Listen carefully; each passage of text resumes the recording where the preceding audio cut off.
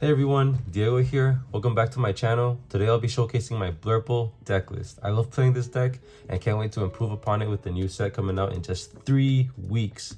Also, mentioning the new set, this Friday, February 21st, I'll be announcing a huge Arcadia's Island giveaway. So if you'd like to be ready for that, you can subscribe to the channel. Now, without further ado, let's get to the deck list. I run 4 Diablo. This card is really good because it always gives you value, whether it gets banished and you draw, or you just keep questing until it gets banished. It also pairs really well with Crab. Actually, all your 1-drops pair really well with Crab. So just remember to not just think of them as drawing cards, but also as cards that could potentially take out other characters that are a threat.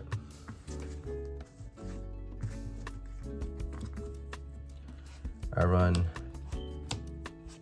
3 copies of Chillhop Followers. This card's really good into like questing, and then if your opponent wants to trade into it at the early game, it'll most likely take out whatever opposing character tries to challenge it. So it's really good in that way. Also remember that if your 1-drops aren't being threatened by any of your opponent's cards, it's safe to just keep questing with them until they are threatened by a character, or maybe they have enough ink to play a certain action that will take them out, depending on the matchup you're facing up against. So don't be afraid to just keep questing for that extra lore, and then when it's threatened, just trigger its effect to pop and draw a card. I run 3 copies of Magic Broom, the same as the rest of the 1-drops. Use this card as a quester, and then once it's threatened or you need a potential ink because you don't want to ink any of the cards in your hand, then that's when you should just, pop it once you play a character.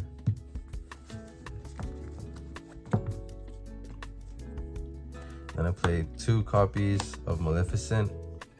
This card adds a lot of pressure to your opponent, especially as a 1-drop in Quest for 2. So I run it. I know a lot of people don't run this card, but I like it because it amounts a lot of pressure, and there's a lot of turns where you might have like 1 spare ink to use after you've done your turn's play. So she's just perfect to come in and be able to quest for 2.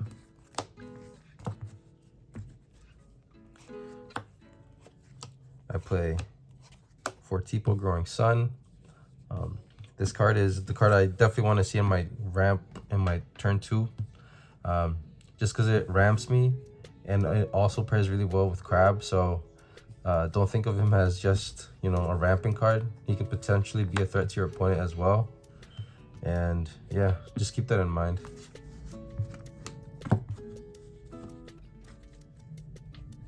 I play 4 copies of Snake. Definitely don't want to see this card as my turn 2 card. I would rather see him mid-game to late game, so I can use his effect or ability to bounce a character that has maybe a on-play effect that I can recycle, or a exiting play effect that'll bring value to, even more value to Snake or any of your bouncing cards.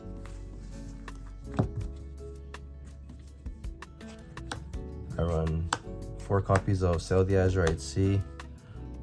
This card is really good, and it's even better if you have another extra 1-drop in your hand, because on turn 2 you can just drop this, draw, ink again, and then if you have another 1-drop, you can play that 1-drop. So it adds a lot more value that way. So if you end up drawing Sail the Azurite Sea in your first hand, and you see that you have 2 1-drops, I would keep those 2 1-drops and sell the Azurite Sea if you don't see Tipo. I run 2 the White Rose. This card helps in, if you don't see Goat, then and you see the White Rose, this helps as well, because 4 copies of Goat, sometimes it comes up, sometimes it doesn't, so you want to add the chances of seeing a card that gains you lore on play. Unfortunately, it doesn't do anything on exit play, but it's cheaper than Go, so you might just have enough lore to bounce it and play it again if you're at 18 for the win. So Yeah. I play 4 copies of Madam M Fox. I always say this in all my videos. This card is definitely my favorite Amethyst card just because of the art, the effect, the ability, and everything. The fact that you can recycle any of your cards. Even better if it has an exit play effect, and then whatever it hits, you're most likely taken out with a whopping 4 strength. Yeah, and the fact that it has rush, it's really nice.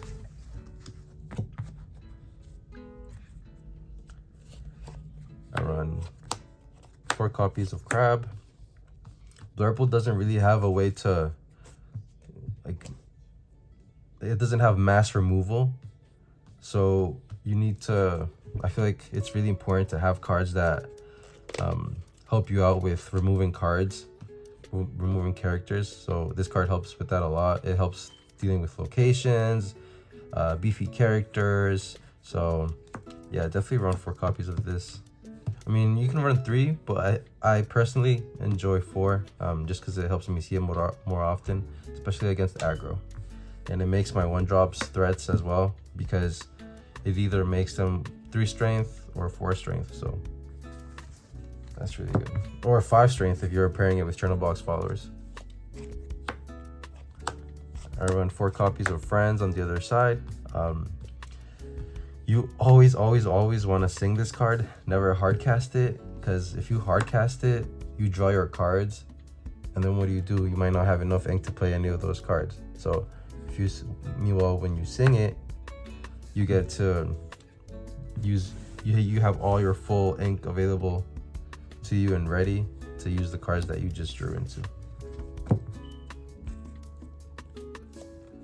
I run 4 copies of the Endgame MVP, Merlin Goat. I love this card. I love the art as well. This card is definitely what you want to see mid to late game.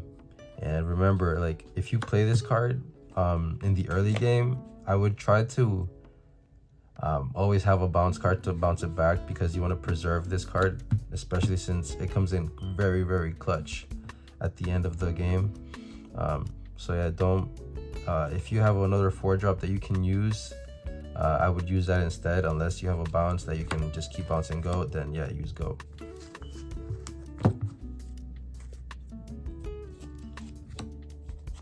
I run 4 copies of Merlin Rabbit, another one of my favorite cards.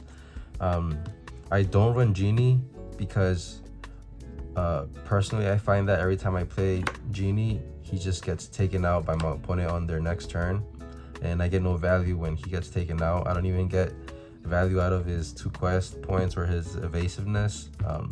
So I opted to play something that will give me value always, no matter what. Even if he gets banished, sent to the inkwell, bounced to my hand, shuffled into my deck, he'll always give me value. So I really love this card, and I prefer it over Genie. I play 2 copies of Scrooge McDuck. Playing this card on turn 3 is such a threat because he's 5/5 and he only costs 4 and he quests for 2. So he's not going anywhere anytime soon, and to take him out, your opponent's gonna have to definitely sacrifice either 2 of their characters or base their whole turn around just trying to remove him. So really good. Also, he pairs really well with a card that I'll show in a bit. I'll let you know. And of course, we run Scrooge's Manor, MacDuck Manor. This card applies a lot of pressure, especially if you're facing like an aggro deck, or like say like Ruby, and they're about to be prepared you. They're at 6 ink, and then you can throw this down. Then you're good to go, because you know they'll take out all your characters, but they won't take out the Manor. And if they want to use whatever characters they have in play to try to take out the Manor, it's, you know, at least they don't quest that turn, or they sing to gain advantage for their following turn. I run 4 copies of Elsa. Again, this deck doesn't have mass removal, so we need to find ways to be able to combat your opponent's characters, especially if they go wide. Also, this character is very useful against those piglets in Amber and those Flynn Riders, you know, being able to exert them because they usually don't exert them. Well, they exert the piglets, but we don't want that piglet exerting questing at all. So we want to take it out before they do. And that's where Elsa comes in. Run 2 copies of Belle. This is the card that I said that pairs really well with Scrooge because, you know, he's a 5/5 body, so he can go into a character, or if they go into him, you drop the Belle the following turn and then move the damage from him to opposing character and most likely taking that character out. And she's really good. Quest for 2, 4/4. She's a very versatile card because you can potentially play her, move damage from a character, take out that character, bounce her, and then the next turn play her again to take out another character. So she can be very useful in wiping out cards. So in this deck, it doesn't have mass removal like I keep mentioning, but so you gotta get kind of creative with the ways that you do. So I run 2 copies of Let It Go. This card's really good. It can be sung by Elsa or Belle. So you would rather sing it than hardcast it, but if you must hardcast it, then it's okay too, because you're removing an opponent's character. And yeah, 2 copies is good enough. We draw enough that we'll see it. And then finally, the big boss of the deck, 2 Hades. This card's really good in removing those big characters, just like Let It Go, but at least this card leaves a body on the field, hence is 2 costs higher than Let It Go. But it quests for 2, and you know, we love to see it at the end game because it helps a lot. And always remember, sometimes you're in a position where you play this card, you remove a character, but if you feel like your opponent has removal in their hand and you have a bounce like a Madam Mim in your hand as well, I would personally bounce this card instead of leaving it for just to quest for 2 next turn, because if your opponent removes it and then they play another big character or a character that's a big threat to you, then you're in danger because you might not have any other form of removal. So yeah, I would just bounce this card, have it in my hand, and then, you know, it kind of plays a psychological game with your opponent because they know you have this, and whatever they play next turn, it's getting removed. So even if it's a bear character, because it can just remove any character and send it to the inkwell. And yeah, that was the deck profile. Blurple is, again, one of my favorite decks to play. It takes a lot of thinking and ways that you can break down your opponent's board. So yeah, thanks for watching, happy questing, and I'll see you in the next one.